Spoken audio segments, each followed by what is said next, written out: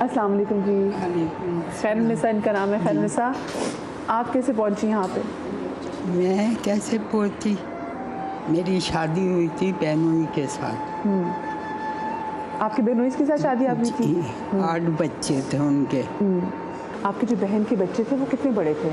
बच्चे हाँ जी। ऐसे, जो बड़ी लड़की थी ना वो 8वीं में पढ़ती थी। हाँ।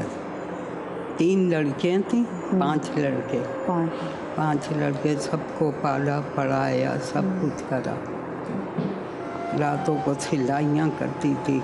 मियाँ की जब मेरी शादी हुई है 400 रुपये तनख्वाह थी। कोर्ट में हाँ मुलाजिम थे। तो उससे साथ सिलाइयाँ कर के इनको सबको वो करा। आपने उन बच्चों को पाला जो आपकी बहन के बच्चे थे? जी। आपकी अपनी जब औलाद बहन का इंतकाल हुआ है, सबसे छोटा बच्चा 7 महीने का था। 7 महीने का था, तो उसको पालने के लिए फिर शादी की थी क्या वो बच्चा वहाँ? तो मुझे ये बताएं, क्या फिर आपके अपना कोई बच्चा नहीं हुआ? नहीं, मेरे यहाँ भी एक बेटा एक बेटी हुई। फिर आपके यहाँ भी एक बेटा था? तो बेटे को बड़े बेटे ने गला घोट के मार दिया। मैं गई थी मनसूबाबंदी कराने। पहले दूसरे दिन होती थी ना 60 टांकों की। आपका बच्चा कितना बड़ा था जिसको मारा? 22 दिन का।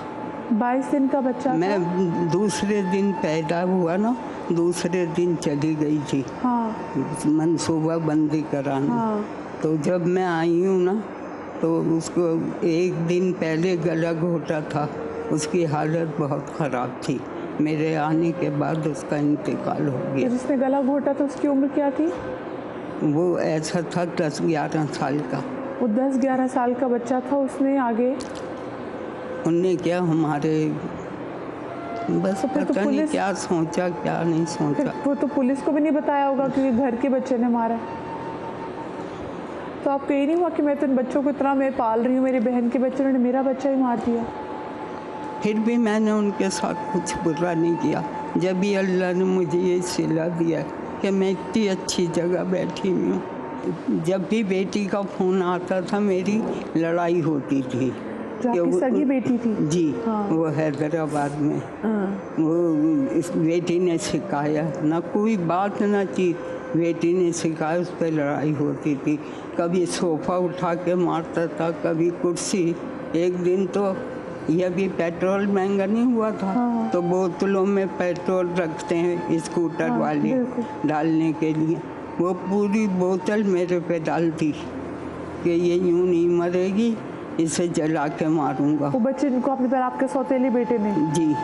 भांजा भी है। हाँ। वो पूरी माचिस उसने ख़त्म कर दी, आग नहीं लगी। और कालीन पे मैं बैठी भी, कालीन के ऊपर चरपाई बिछी भी, उस पर बैठी भी।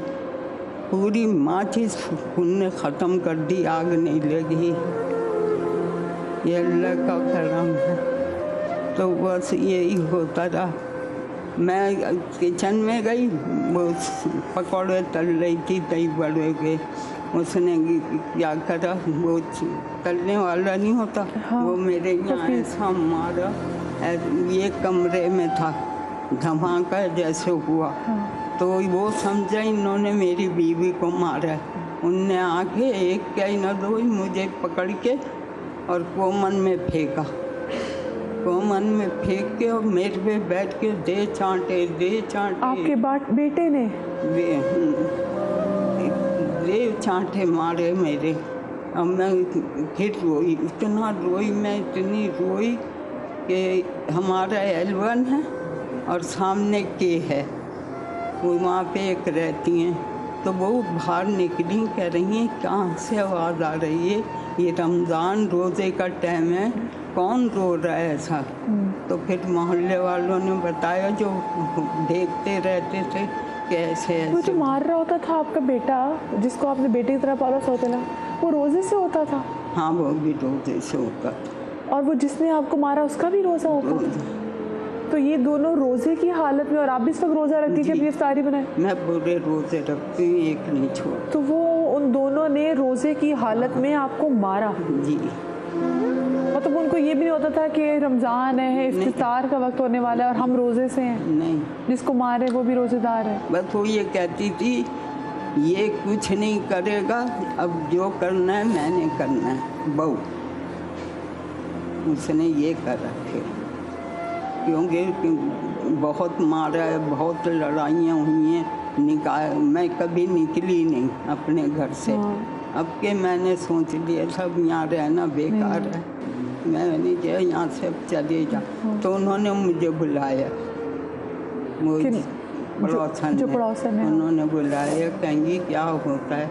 मैंने कहा ऐसे ऐसे कहने लगी कि मैंने कहा मुझे कहीं ऐसे बस खाली एडी का पता था मुझे, और कुछ नहीं पता कि इदारे हैं या, तो मैंने कहा मुझे एडी क्या छोड़ दो। ऐसे सोचा आपने, इतने बच्चों को परवान चढ़ाया, फिर बाद में भी अगर आपको शेल्टर होम का ही सोचना पड़े तो एडी क्या छोड़ दो। वो कहने लगी नहीं और भी इदारे हैं, तुम्हारी बेटी मेरे पे आके चिल्लाएगी मेरी माँ को क्यों। मैंने कहा फ़ोन करके उससे पहले मालूम कर लो। मैंने फ़ोन नंबर दिया, तो उन्होंने उससे मालूम करा। वो कहने लगी आंटी मैं ये आपका एहसान कभी नहीं भूलूंगी, मेरी माँ को ऐसी जगह पहुँचा दें यही सुख से रह लें। वो बेटी आपको नहीं रख सकती थी अपने पास?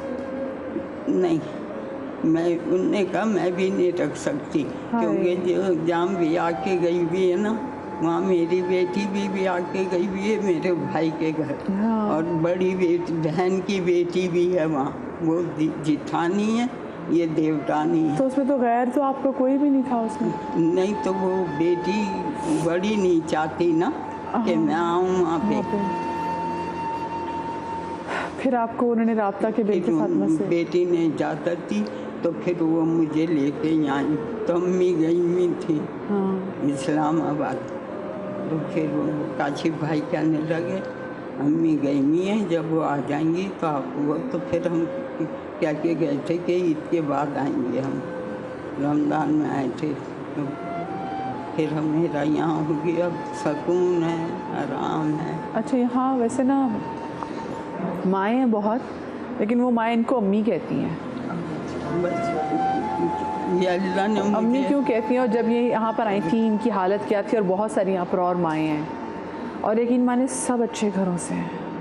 मैं अपनी माँ का रोज़ माथा चूमती हूँ। अभी गई हुई थी, मैं परेशान ऐसी थी, ऐसी ठंडक मिलती है मुझे। मैंने बहुत दुख। खैरुनिसा जी से मैं बात कर रही थी, जिनके बहन के 8 बच्चों को पालने के लिए इनके वालिद ने इनकी शादी इनके बहनोई से कर दी थी। इनके यहाँ औलादे नरीना जब हुई, बेटा हुआ, तो छोटे बच्चे को उनमें से एक बच्चे ने गला दबा के मार दिया, सबसे बड़े ने। आप बहन की कब्र पे जाती थी? मैं जब जाती थी, जब मारते थे या घर से निकाल देते थे, तो राम स्वामी से मैं मेवाशा पैदल जाती थी, रोटी भी, और माँ जाके बैठ के रो के सुनाती थी बहन को। तो उसके बाद फिर मेरे बच्चे का इंतकाल हुआ, तो मेरे अब्बा ने मना करा, बेटी अब नहीं जाना, क्योंकि अब मेरे अब्बा को पता थी कि ये वहीं जाती है अपना दुख कहने।